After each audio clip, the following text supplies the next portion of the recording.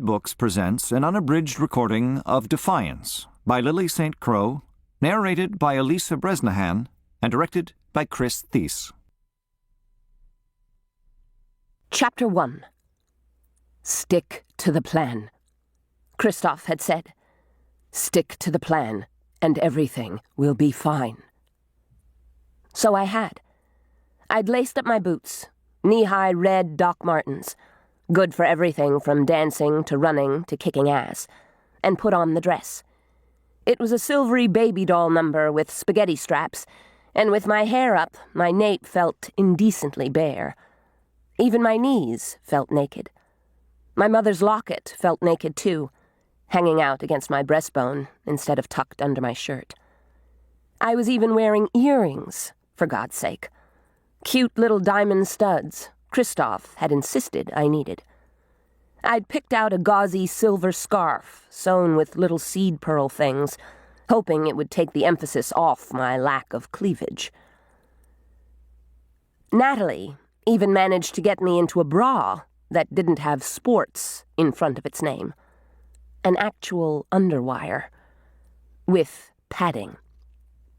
Another case of someone insisting, and me going along with it. But with Nat, I didn't mind. At least she took all of the mystery out of shopping for bras. I'd always wondered about that. Even though there was no real need, with my chesticles impersonating gnat bites. I mean, seriously, is a baby doll dress for the breastless? I don't know.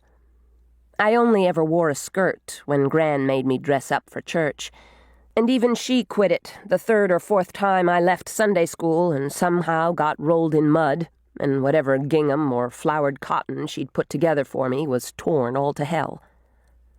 I never told her it was the other kids. I know she suspected, though. Natalie had actually got some foundation and powder on me, too.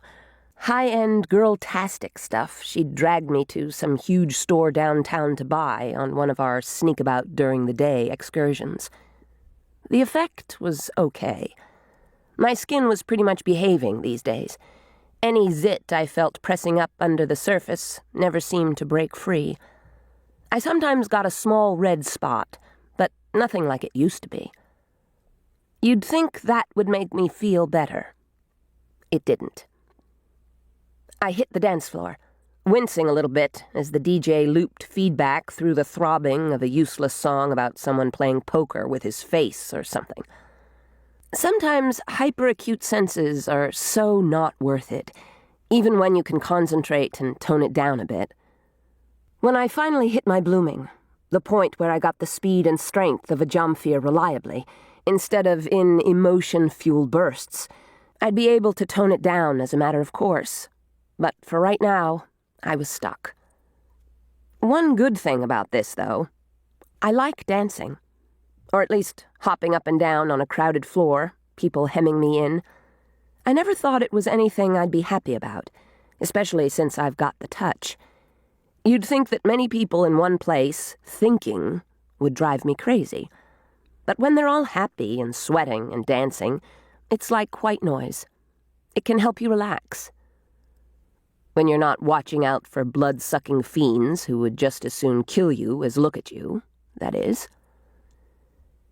I stayed on the periphery, far enough into the crowd to get some cover, close enough to the edge that I could get away in a hurry.